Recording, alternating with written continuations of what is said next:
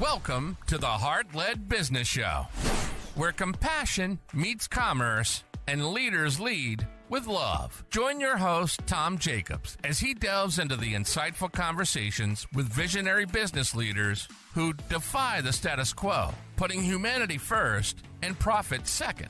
From heartfelt strategies to inspiring stories, this podcast is your compass in the world of conscious capitalism. So buckle up and let your heart guide your business journey.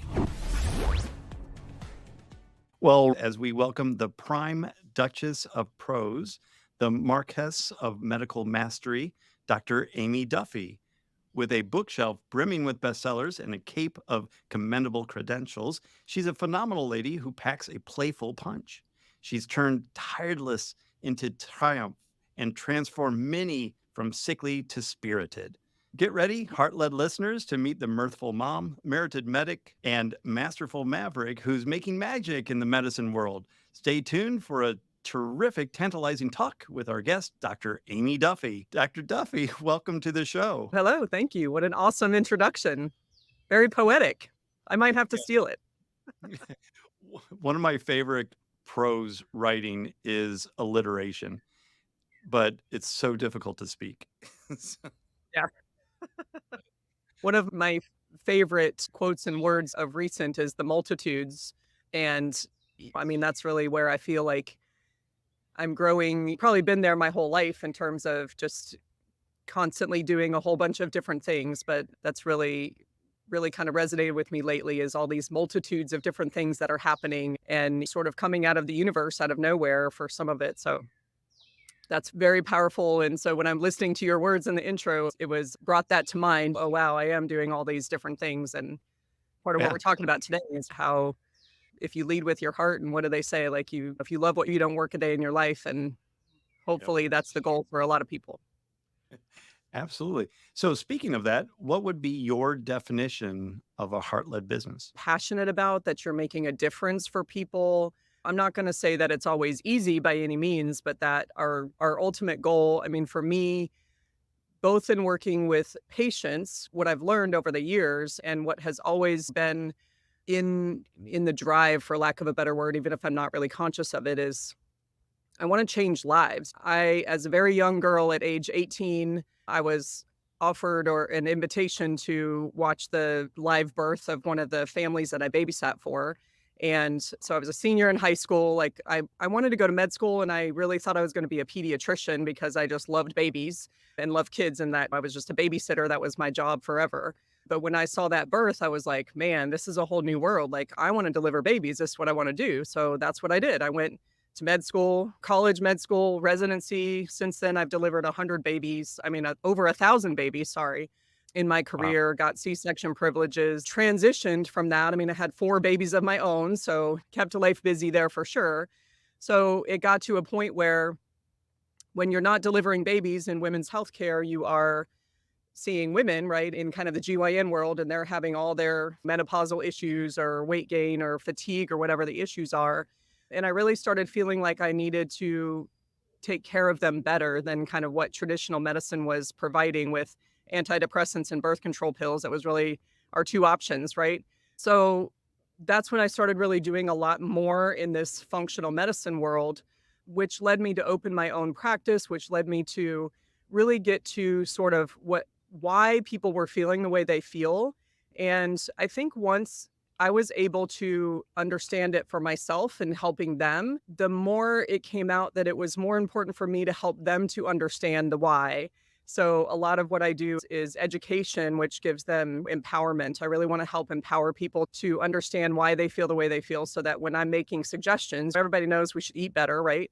And cheeseburgers and French fries are not the best diet, but nobody knows why, or they know, okay, that's high in calories or whatever. But when they really start to understand, so for me, and the reason I'm kind of bringing this all together is that I started this career bringing life into the world, right, with delivering babies. And now I feel like I restore life to those who have lost it.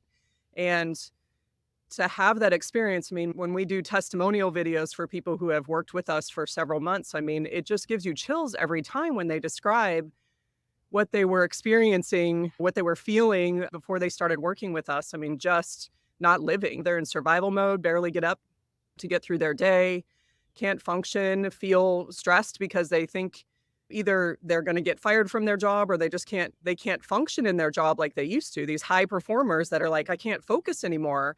I'm getting irritable at meetings and not acting like myself, right? Or with their family, they're not taking care of their loved ones the way that they want to. Moms that just are so sad because they're not being the moms that they want to be. To see the transformation of living life again and not only getting through their day, but actually finding time to have fun. I want it to be Cyndi Lauper, girls that want to have fun, right? Like it's not just about getting through your day or surviving. And so I hope I'm answering your question. I mean, so for me, yes, I have to run a business, but my business is I need to stay afloat so I can keep the doors open so that I can see as many people as I possibly can. And now what it's transitioned into is that it can't just be all me because I don't have enough time in my day and my week and my month to see as many patients that need our help, right? So that leads you into building a team that has as much passion as you do. And the team needs to know where you're coming from. So I share my story. I've written books and my team reads my books because they need to understand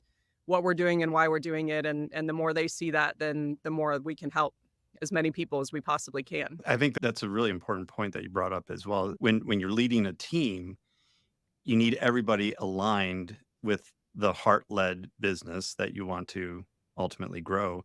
And that's a great way of getting them all together on one common thread is having them read your books. So I think that's great. Yeah. Yeah. Read my book and then read other books that resonate with me for sure. Like your book is really helpful. And I know that at least 3 or 4 of our team members so far, they're passing it around. So it's definitely part of our team as well. And when you look back at when I first started, I think definitely, I mean, the passion was there in terms of what I wanted to do. And the office that I was in was an OB-GYN office that was getting ready to be bought up by the hospital system. And we know that's the way medicine is going these days, but the way, I definitely didn't want to go and be sort of controlled by the system. So I knew that I wanted a different way to help my patients, but I didn't know anything about business. I mean, this was 4 years after residency and like I had zero idea when my Wow. brain was like, I don't want to think about numbers and dollars. I want to take care of people. Right. And so I had to have some help. And I think that's a huge part of lessons learned in business is you've got to have a support system. It's the who, not how. Many entrepreneurs have read that book. But even then, I think in the beginning that help was somebody that I needed for sure to get the business going, but it was still a lot about business, a lot about numbers. And the more patients, we got to take all insurance and everybody, the more patients you get in here, the more successful you're going to be. And I think that's where when I'm mentoring practitioners that are coming out of the insurance model and into something that's going to be more helpful for them, they're still stuck in that. Like, I've got to keep seeing these patients because that's where the bills get paid. And it's hard for them to let go of that. Yeah. So when did you make the transition from traditional OB-GYN insurance Yeah. model care to integrative functional medicine? It was a very slow transition. And if I could have done it much quicker, so I kind of drug it out a little bit. So initially I continued accepting insurance, but I had kind of this membership where it was sort of an administrative allowing us to take more time with patients. And we kind of had to separate. We'll take care of physical exams and sick visits and lab work on the insurance model, but our wellness visits are going to be in this different model. So I did that for a couple of years and it was fine, but it was really confusing for everybody and our staff and everything. So it was really in 2020 during the year of craziness that I just made that transition to say we've got to let insurance go. And it's because insurance was holding us back. It's not the system that's there to help us really get to the root cause and help people. Like I said, education, empowering. It doesn't give us the time that we need to spend with people. And really, insurance is just a sick model. So it's there for sick, but it's really not there for us to get well. I like the old meme that I've seen where the doctor's like, well, let me figure out the diagnosis code for your disease. Yeah.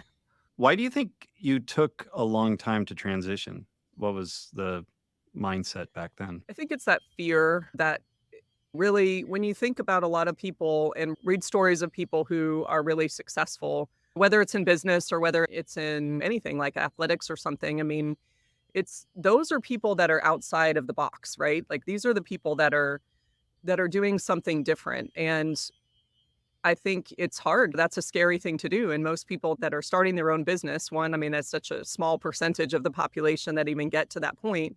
And I still hear it today. I mean, I get a lot of people asking, like, why don't you take insurance? I have great insurance with my work or whatever the case is. Why can't I use that? And it's always a conversation because that's what the norm is. And I think you feel guilt sometimes that you're not sort of taking care of that system for some reason. Like that's just people will spend all kinds of money on the gym and on food delivery services and organics and all that kind of stuff. But when it comes to their healthcare, they're like, they feel like they already pay the premium and they just want to pay their $30 copay or whatever. And it takes a lot, again, of education and understanding. And a lot of people who come to me have been frustrated in that system and recognize that they're not getting the answers that they want from there, or they're not getting the offer of appropriate treatment where it's just, here's your pill, off you go until I see you back again in 6 months for 7 minutes, right? I think for me, I just held on to it for a long time. I mean, I thought, is there a way that I could support both? And like I said, that's what we tried for a couple of years and then realized that it was still kind of holding us back. So 2020 was a crazy year because that was a big year of transition for a lot of us. But yeah, finally, I just said and when it goes back to team, I mean, 2020 was stressful for a lot of people. And for me, at this point in time, I have no team members that I had back then. Like it's all been a transition, and not that I went and fired everybody, but people left for different reasons. And I remember having a conversation with my office manager during COVID, and she was like, why don't you open up to be sick care and let's just see 29 patients a day that have COVID and we can take care of them. And I just was like, that's an obvious place where she didn't get what we were trying to do. I didn't want to just be the urgent care mill of throwing prescriptions out to people. Like when we're taking care of COVID, it's more, let's take care of your own immune system so it can function the way it needs to. So that was a tough time there of like, how do we keep pushing through this? And again, going back to that passion, and even if I haven't been conscious of it, but I've had this business now for 13 years and I filed for bankruptcy. I've went through the insurance model. I've done all kinds of stuff. And there was never a moment where I felt like I got to shut the doors. It was always just, let me figure it out. Let me find a support person, a consultant, a coach, somebody that's going to help me find what's missing or find what I need to tweak a little bit so that we can make it better. And even now, I mean, I had a long meeting with my staff yesterday saying, hey, how can we make this 10% better? And I think listening to, I can't think of his name off the top of my head, but the 10X is better than 2X, that you don't want to just sit there and be complacent with where you are because you're not going to be able to change and grow. And I feel like you want to make sure your systems are in place so that when you add something new, it doesn't just wreak havoc on your team. But, I'm always looking for how can we make it better and make it better for our patients. And then what we've talked about before, this idea of multitudes is that, okay, I'm a doctor, I'm a physician, I'm a mentor, I'm a coach for our patients. But now what's happening is I have people coming to me who are providers who see what I'm doing and the success I'm having in my business and taking care of our patients, that they're like, hey, how can I do that too? So this has become this whole new aspect of business of coaching and teaching other providers. And I want to touch as many lives as I possibly can. That's why I'm here doing podcasts. I go on TV, I speak on stages, and that's not just to make my head bigger and promote me. It's about somebody's listening to this and they go, what's this functional medicine thing? What's this integrative thing? If I'm on TV in Sacramento, California, I'm not looking for patients in Sacramento, California. I don't have a license there, right? That's not what that's about. It's about if that person heard that TV segment and then went and Googled and found a doctor that maybe is kind of like me in that area, then would they be able to change their life and get some help with what they're looking for? I don't want to have the mill of just thousands of patients coming through. I want to be able to really optimize what I'm doing and focus on that. But then how can that expand to other areas so we can touch as many lives as possible? That's beautiful, because reviewing some of the testimonials that you've received, one of the main themes that goes through that is this is the first time that some of these patients have been heard by a medical provider, like truly heard. And that's amazing that you can have such an effect on people and then multiply that across other providers and just the media empire that you are creating for yourself as well, which I think is just absolutely amazing. And then you touched on a couple points about taking care of the people, and that wasn't really your words, that's my words. But Yeah. when you put people first, what does that do for your business, do you think? I think it escalates it for sure. I mean, when you create a system like for instance, just to give you an example, I mean, we have wellness programs, right? And part of the reason that works so well, and whether you have an insurance model or say you're not in the insurance business, but you're in what we still call fee for service, right? So you come in and you make a payment. Let's say it's a $200 payment for an office visit. And then I'm seeing the patient. I say, okay, here's your labs and here's what I want you to do. And then follow up in 6 weeks, follow up in 3 months, whatever. And they may have had some benefit with that small amount that we did, right? So their brain is going, I feel good. I don't think I need to spend another $200 on the next appointment to follow up. Or I feel better after 3 months of taking these supplements, so I'm going to stop taking them now because I don't need them anymore. And then what happens is 6 months later, here they are back again, worse off than they were when they first saw you because they didn't follow up. And I'm answering your question in a backwards way, but when you put it together in a program where they just, it's an all-inclusive experience. So we're here whenever, if ever you've experienced an all-inclusive vacation or something like that, it's like your brain is just about having fun.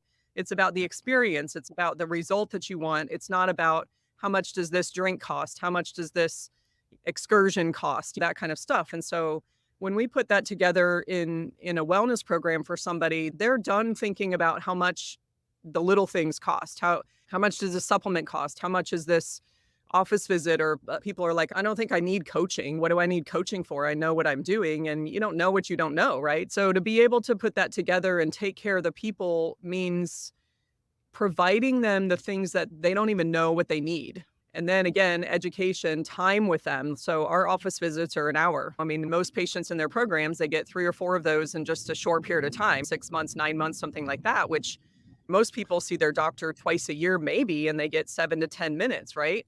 Unless they have an urgent need for something. In an hour in the So waiting room. yeah, an hour in the waiting room and 7 minutes with the provider, and half of that time they're typing on their computer. So it's, again, the quality of time that we spend with them, but also the time that we spend behind the scenes to create that wellness plan for them, that program for them, the time I have spent in educating myself in terms of the more intensive labs that we do, but then that then requires me to take the time to educate my staff on what this is and what we're doing. And so we hear all the time, again, in our testimonials and things about how much the patients see how our team really works together.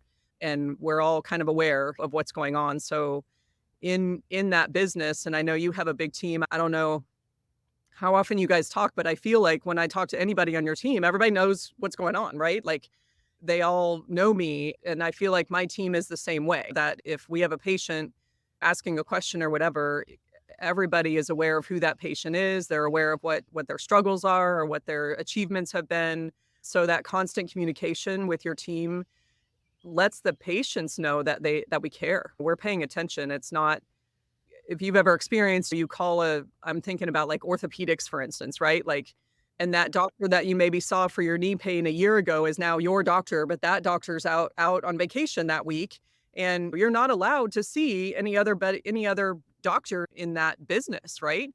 And it's such a strange model where it's kind of, you're owned by this practitioner, you're owned by this practitioner. You can only talk to the nurse associated with that doctor. And if they're busy or whatever, like you're just not getting an answer. And you've got to lead your team. And for many people as entrepreneurs, they might be starting by themselves and they are their team. Well, that's great because you know everything about everything, right? And eventually you'll just start figuring out what are those things that you could hire somebody else to do, right? And then you start that slowly over time as what's something that somebody else could do that it doesn't require me doing it. And you just begin to build that team. I mean, I started with a team of 2. I had myself and a nurse, and then I had eventually a front office person, and then I hired an office manager to start taking care of the business part of things after I finished with my consultant, right? So now we have a team of 13 people, and it's a great team. And I don't know what the future is. I mean, I'm not looking to be a huge corporation with 500 team members by any means, but that's the next step, is how I always tell people that, we're never going to say we're not accepting new patients, because that means there's people out there that I can't help. And so if we get saturated to the point where we can't take care of people, then that's time to hire a new provider, right? A new little squad that may be helping to support more patients. So we're always growing. That's amazing. The people part that you just brought up, taking care of your own people, resonates with them taking care of the patient ultimately as well. So if you're able to take care of Exactly. your own Yeah. people, then they're able to take care of the client too. That's great. What one piece of advice would you give to a heart-led wannabe entrepreneur that's struggling with, I got to make money, I got to eat at night and sleep indoors, but I have this passion for this particular business? I was just on a week-long retreat where it was myself and another practitioner who were teaching other practitioners, again, helping coaching, I guess I should say, more so than teaching. And so many of them just don't know their worth. And I'm Mm. sure that takes time, but especially in the medical field. I mean, other fields, obviously, people are expecting to spend money. But in this field, like, again, we mentioned so many people have their insurance and just want to pay $30 for their copay. Asking for money is a whole new thing. And we were taught in med school and residency and whatnot, we don't talk about money. It's just, here's what you need, and we're going to let the front desk or the insurance take care of it, right? And Right. I think if you develop a product, like for instance, a wellness program, and you understand what that worth is, what the patients are going to get from that, whatever the case is, when you're thinking about what your goals are to help that person. And then I don't know if I'm getting it out right, but spending some time really understanding what your worth is and being comfortable with asking for that. So back to this, I'm listening to the 10X audiobook right now. So I mean, that's in my head, but it's like, you've got to be able to, what am I trying to say? I don't want to help less people. I want to help as many people as I can, but do it in a way that's not requiring you more work. And Right. when I talk to entrepreneurs and other practitioners who are trying to get into this, again, they're so stuck in like, I don't have time because I have to see so many patients. And the thought process is like, if you were charging a little bit more for each patient, then you would have more time for them, but also you're going to have more time for yourself. So if you can see, instead of seeing 40 patients a day, if you can see 10 patients a day, but you're actually charging them more than you would have charged for that 40 patients altogether, then you're, not only are you making more money, which is a goal in a business, right? But you're being more effective. This is not the area in this type of business, whether it's medical or whatever heart-led business you have, this is not the place to be cheap. This is Yeah. not the place to make yourself a commodity and try to stress yourself out by seeing so many people, whatever your client, Yeah. because you can't provide an effective outcome for them if you don't have time to spend with them. And that's why the insurance model is broken, right? Because their practitioners are having to spend so much time. But in any business, think about fast food, for instance, compared to like a really nice restaurant, right? I mean, like they're just strolling Right. through it, and maybe you don't recognize it, but one, the customer service is not great, but two, the food is not good for you, right? And your experience is they don't even know who you are. And you end up at a nicer restaurant where they recognize you maybe because you've been there a few times. And I don't know if that's the best example, but I mean, people can relate to that, right? Or even going to a store, going to Walmart versus going to a nicer store. One, you're going to get better quality stuff. You can buy the same spatula at Walmart every year because it breaks, or you can get a nice one for your kitchen that's going to last you a lifetime. Yeah, that's such a great analogy. Just know your worth, know the product that you are, and charge what it's worth. I mean, and the analogy of buying a new spatula every year hits close to home. When I first started doing these wellness programs, I charged, I had two different programs. One was like 3,000 something and one was like 5,600. And I just thought that was exorbitant. And it took me some coaching to be comfortable with that. And then it took me a couple years to go up into the 8,000 range. And just to give you an example, now our programs are 15,000, 18,000, and 25,000. And I made the $25,000 one just to be a placeholder, really. I just wanted to have this higher end one so that in the marketing theory, you want free options so that people choose the middle one most of the time. And then all of a sudden I had patients that were like, well, I want that. Yeah. And then all of a sudden I had to go, oh, okay, what's included in this program that's going to make it feel value? And again, a lot of the value is coming from time spent with us. So those are the patients that get to see me. and get more of my time. So that definitely adds value there. But that's something that has taken a long time for me. And so again, another piece of advice is there's some connection between business coaching and then like life coaching. And again, if I could go back, and whether you call it counseling, I mean, I don't know that counseling is the right word. You need to find somebody who, I've spent a lot of time with life coaches or happiness coaches doing hypnotherapy, getting the message out of whatever your history is, your trauma. We all have things that are holding us back. We all have things that make us feel like we're not worthy of what we're trying to accomplish, or we're putting all these other people out in these golden balloons, and everybody's got their story. And learning to tell your story. So writing my book was really therapy for me, because there's a lot of stories in there about where I came from and the struggles that I've had through my marriage and taking care of my kids. And it makes you feel like a real person. And I think people connect with you a little bit better that way.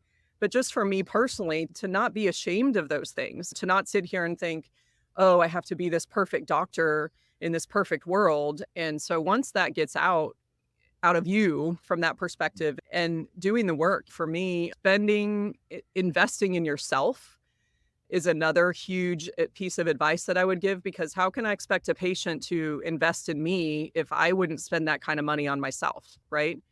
And I know when you're first getting started and just got to pay the bills, that feels outrageous to say, oh, I've just got to sit here and grind out more patients and more clients, whatever the case is. But that's just going to open yourself up for, I don't want to say failure, but stress, because you're not taking care of yourself. So whether that minimal investment is getting a massage once a month even, or investment of time to do, whether it's a gym or, I mean, I sat out here on the patio and did yoga this morning because I don't schedule things on my days like this before 10 o'clock so that I can have time. And again, that's something that's been a long road, a long process to be able to have that flexibility. So I remember seeing 2025, well, in OB-GYN, we saw 50 patients a day, right? I mean, it was just a baby meal over there. Yeah. Then I came to my practice, and 25 patients a day was the norm. And it was exhausting. I mean, I remember putting kids to bed and sitting down on my laptop and just charting till 10, 11 o'clock at night, because I didn't have time to chart.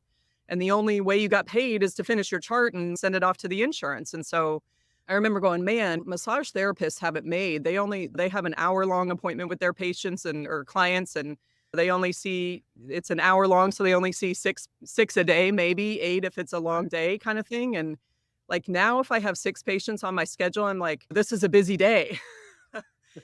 And I remember that was 10 years ago, probably 12 years ago, that I just remember going, man, wouldn't it be awesome if I saw 3 patients in the morning and 3 patients in the afternoon? And again, not because I wanted to see less patients, but because I wanted to spend time. I'm still putting in the same amount of hours in that day, but I see patients 9, 10, 11. I have a break from 12 to 1:30 to get stuff done. I don't lay around for an hour and a half. I got business stuff to deal with and messages and things like that. We take walks at work, so everybody's walking around our building and stuff like that at lunchtime. Start, regroup, and then I got a 1:30, 2:30, 3:30. I'm done by 4:30, finish up my charts and whatnot, and I'm most of the time home by 5:30, ready to play tennis or do something with my kids for the evening. And I got plenty of energy to do it all and a much less stressful life. So working on yourself, making sure you're spending time getting adequate sleep, eating healthy is certainly an important thing. Or dumping a bunch of sugar and stuff in our system, our brain's not going to work very well. Moving, however you want to do that, whatever your exercise is. And it's that mindset, whether it's meditation, breathing, whatever you want to call it, having a support system there to help understand that. And again, going back to my team, they all walk the walk. I mean, you find people who are going to support your passion, but they also support their own endeavors by taking care of themselves too. That's really great advice. So thank you for sharing that. Thank you for sharing your story with us and spending the time as well. And having worked with you for, I think, close to 4 years now, your team is by far the most cohesive team that I've seen in a long time in a medical practice. So a really good job in keeping everybody together and having that vision. So that's awesome. If people are interested in learning more about like what you do in terms of either your coaching or your medical practice, how can they get a hold of you? Several ways. Facebook, of course, or any social media. If you just search for Aimee Duffy, you're going to find us. Carolina Integrative Medicine is our practice, the business. So carolinaintegrativemedicine.com, or you'll find Carolina Integrative Medicine on social media. And then website for my personal or coaching is aimeeduffymd.com. All right. And it's AIMEEDUFYMD.com. And we'll put all those links into the show notes. So listeners, if you are interested in learning more about what Dr. Duffy does, then I encourage you to go to her website. As a reminder to our listeners as well, it would be really awesome if you do what other like-minded and considerate listeners do and give us a good rating and review and pass on this episode to somebody that could use the advice that Dr. Duffy has shared with you. So until next time, lead with your heart. You've been listening to the Heart-Led Business Show, hosted by Tom Jacobs. Join us next time for another inspiring journey into the heart of business.